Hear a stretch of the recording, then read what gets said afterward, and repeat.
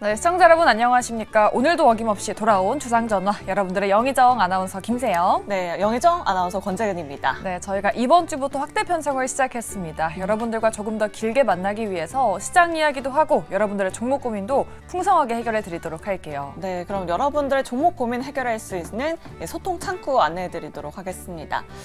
전화 그리고 문자 유튜브로 연락 주시면 되는데요. 네, 전화번호는 0220-4919번, 0220-4919번입니다. 지금 바로 연락 주시면 저희가 잠시 뒤에 시원한 상담 도와드릴 거고요. 또 문자와 유튜브 창구도 열려 있습니다. 문자 메시지 샵 2034로 종목명, 매수가, 비중 이렇게 보내주시면 되고요. 또 유튜브 채팅창에도 고민되시는 종목들 올려주시면 저희 전문가분들이 시원하고 또 냉철하게 상담 도와드리도록 하겠습니다. 네, 오늘 저희 시장 이야기 그리고 종목 상담을 도와드릴 네 분의 전문가 바로 소개를 해드릴게요.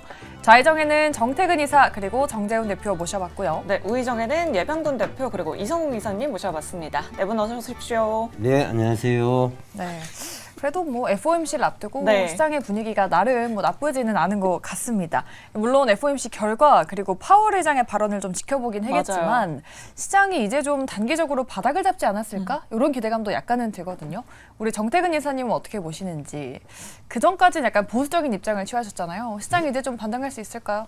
보수적 입장 아니었었는데요. 그럼 뭔데요? 저 10월달 중순부터 입장이 좀 바뀌었었는데요. 예. 저한테 관심이 없으시네요. 잠시만 질문이 뭐였죠? 죄송해요. 질문이 뭐였죠? 시장이 FOMC 이후에 좀 반등할 수 예. 있을까요? 집중 좀 해주세요. 네, 알겠습니다. 예. FOMC 결과는 일단 뭐 동결이 거의 99.99%라 보시면 되고 뭐 확정이라 보시면 될 것 같아요. 이제 중요한 건 이제 99.99% 동결인데 과연 이제 파월이 무슨 얘기를 할까가 관건인데 최근까지 어떤 기자간담회라든지 뭐 이런 것들을 보게 되면은 별 다른 얘기가 없어요. 뭐 여전히 뭐 데이터에서 뭐 동결 아니면 인상 이 얘기가 지속이 되고 있는데 아마 이번에도 그런 얘기를 하지 않을까라고 생각이 들고 그리고 중요한 건 그 얘기를 했을 때 9월 달처럼 실망하는 게 아니라 뭐 예상했던 어떤 그 내용이었네 이런 것들이 나오게 되면 의외로 반등이 나올 가능성도 있습니다. 그리고 미국 증시는 지금 이미 이틀 연속 반등이 나온 상황이기 때문에 바닥을 논하는 건 의미가 없다라고 좀 봐지고 그리고 저는 개인적으로 그 시장의 어떤 그 악재는 통화정책 불확실성이라고 좀 말씀드렸는데 이게 최근에 나오는 연속적인 뉴스도 언급을 드렸었는데 10월 17일 날 연준 내에서 매파까지도 금리 동결 분위기가 확산되고 있다. 그러고 난 다음에 10월 24일 날 빌 에크먼이 그동안 가지고 있던 국채 숏 포지션을 다 청산했다. 그리고 10월 27일 날 어떤 뉴스가 나왔냐면은 핑크라든지 블랙록이 이제는 숏 포지션이 아니라 롱 포지션 쪽으로 이제 국채를 매입을 하고 있다.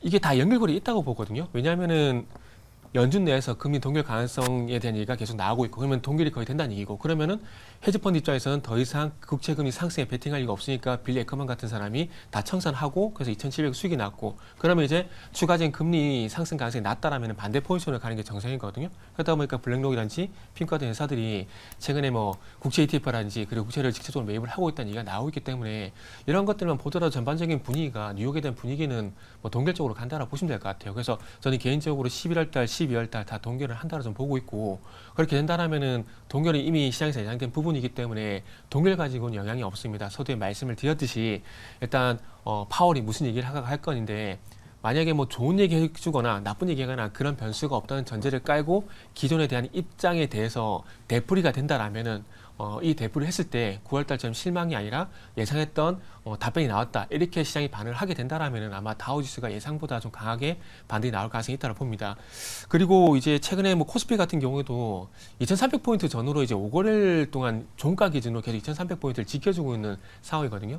그래서 저는 개인적으로 2차 전지 과매도만 좀 끝이 나게 된다라면은 아마 지수가 좀 안정적으로 이제 반등 시도를 하지 않을까라고 생각을 하고 있습니다. 계속 2차 전지가 발목 잡고 있는 양상이기 때문에 그것만 보시면 좋을 것 같고요. 그리고 참고 상황 말씀드리는데 뭐 통계도 확률이기 때문에 말씀드리는데요. 1957년 이후에 미국 증시가 11월 달이 다 상승을 했습니다. 그래서 그런 통계도 이번에도 맞아 떨지에 대한 부분들은 지켜봐야 되겠지만 과거 통계를 보게 되면 11월 달은 미국 증시가 계속 좋았던 모습들이었기 때문에 뭐 그런 부분들도 한번 기대를 해보시면 좋지 않을까 생각이 들고 단지 시점이 문제인 거지 저는 뭐 거의 다 왔다.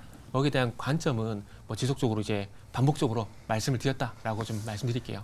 원래 또 시청자분들께서 유튜브 채팅창에서 네. 부정 퇴근이다라고 말씀 많이 하셨는데 이제는 뭐 동결 퇴근이다, 그러니까요. 긍정 퇴근이다 바뀌고 네. 있네요. 내일도 이 지수 상승을 좀 기대해 보도록 하겠습니다. 네. 그럼 다음으로 반도체 이슈로 넘어가 보도록 하겠습니다. 오늘 지수 상승 이 반도체주들이 끌어올려 줬는데요. 네. 오늘 수출입 지수가 나왔는데 13개월 만에 수출이 증가했습니다. 특히나 반도체 쪽에서 좀 긍정적인 시그널이 나왔다고 하는데 네. 이성우 이사님께 자세한 내용 한번 여쭤보도록 할게요.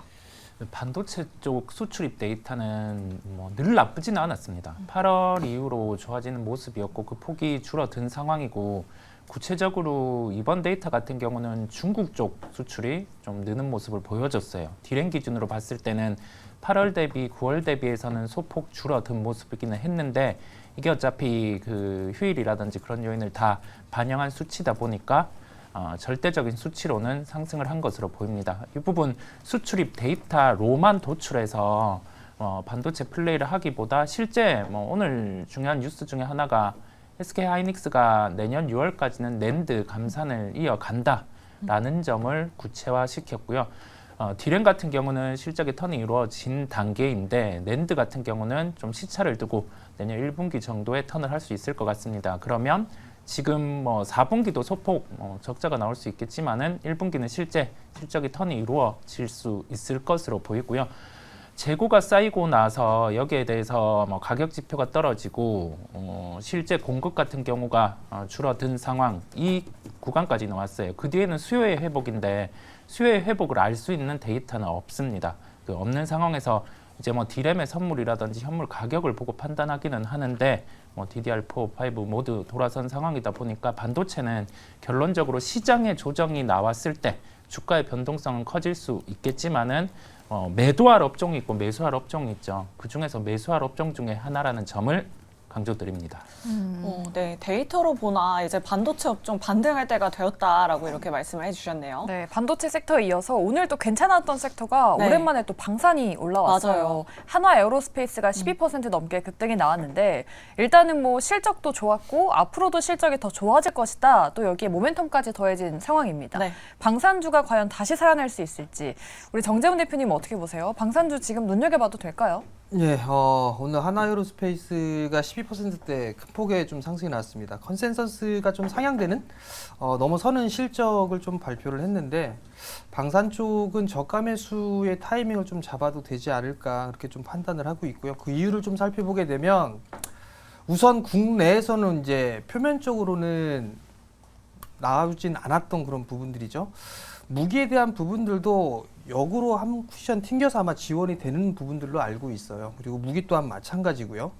거기에다가 아직까지 나오지 않은 부분들이 사우디 쪽에 있어서의 계약 이 부분들에 따른 기대감도 형성이 좀 될 수가 있고요.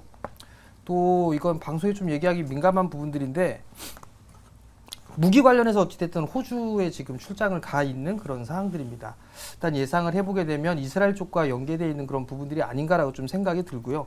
여러 가지 좀 호재성 재료들이 좀 남아 있는 그런 사항들이에요. 또 하나는 수주 잔고가 좀 상당히 많이 늘어나 있는 그런 상황이죠. 하나에어로스페이스 기준으로 3분기에 수주 잔고가 54조 원대에 육박합니다. 그리고 또 수주를 좀 받았기 때문에 좀 더 늘어나는 그런 모습들이 좀 나오지 않을까라고 좀 생각을 하고 있고요.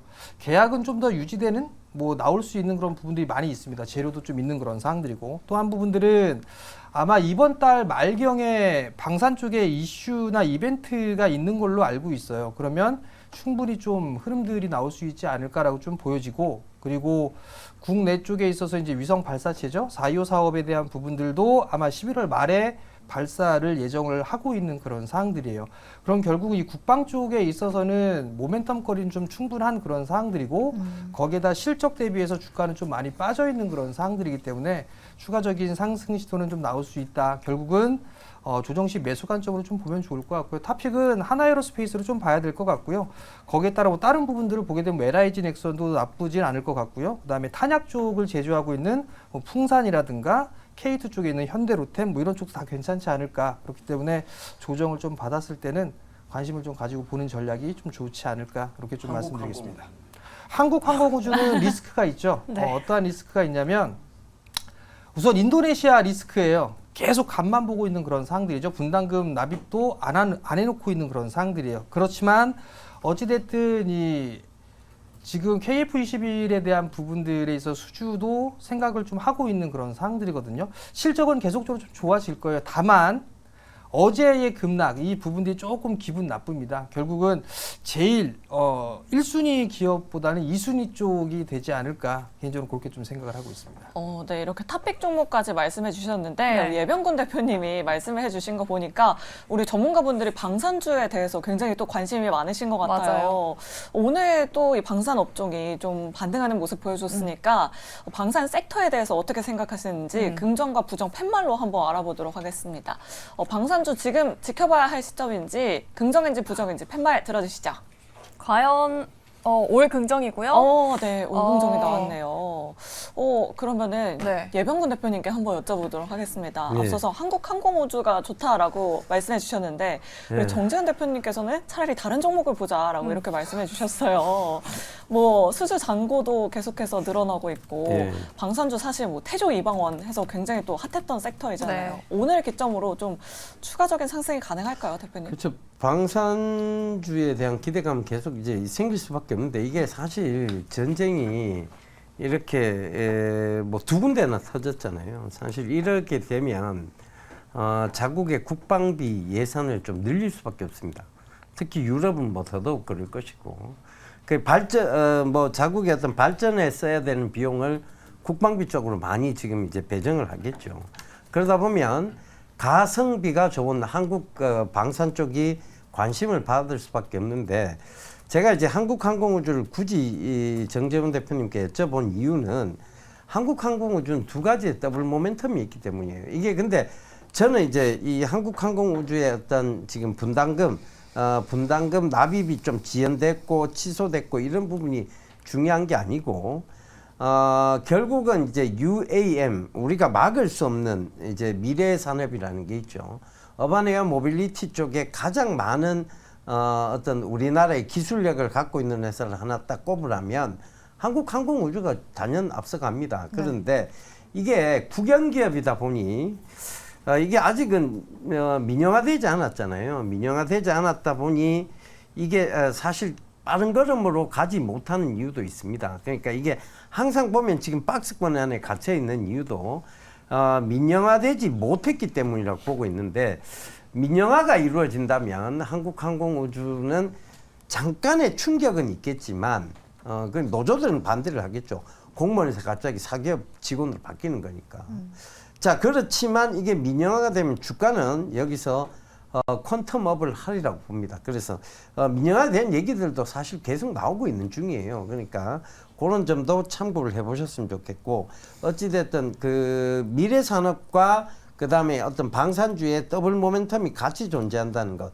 그 관점에서는 한국항공우주가 좋은데도 불구하고 지금 하나에어로스페이스가 오히려 더 이제 좀 좋게 평가받는 이유는 그것도 UAM이죠. 그러니까 이제 그런 이유는 결국은 하나는 민영화된 민영기업이라는 얘기고 이거는 이제 국영기업의 성격이 강하기 때문입니다.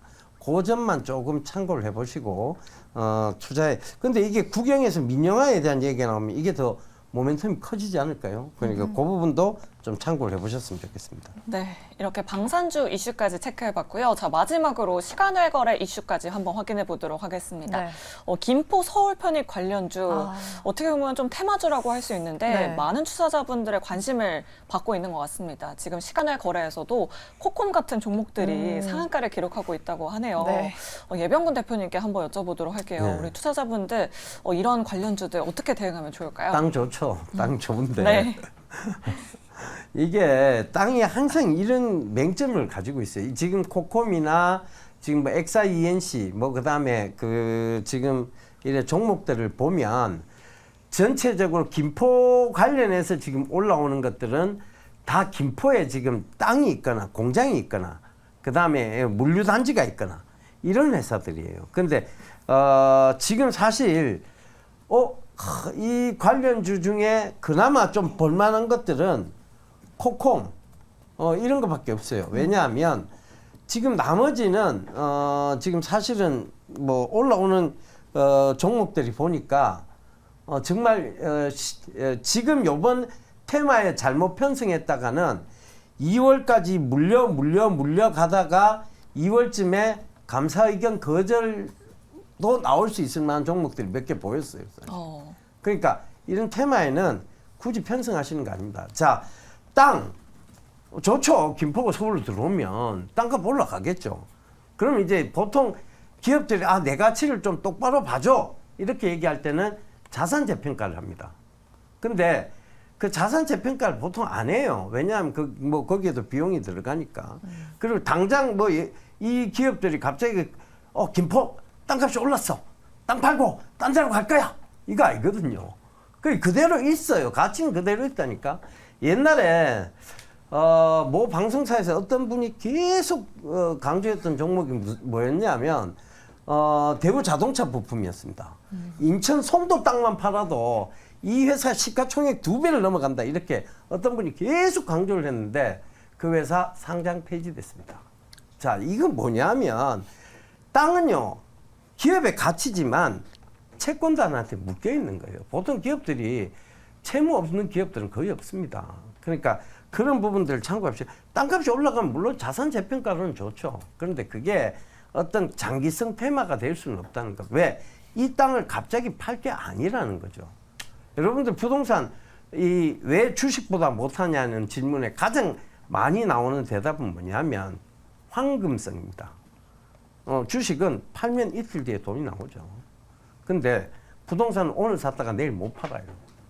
그런 맹점이 있습니다. 그러니까 그런 부분들도 좀 참고해 보신다면 굳이 이 테마에 막 갑자기 우리가 우와 김포 우와 이건 아니라고 보여집니다.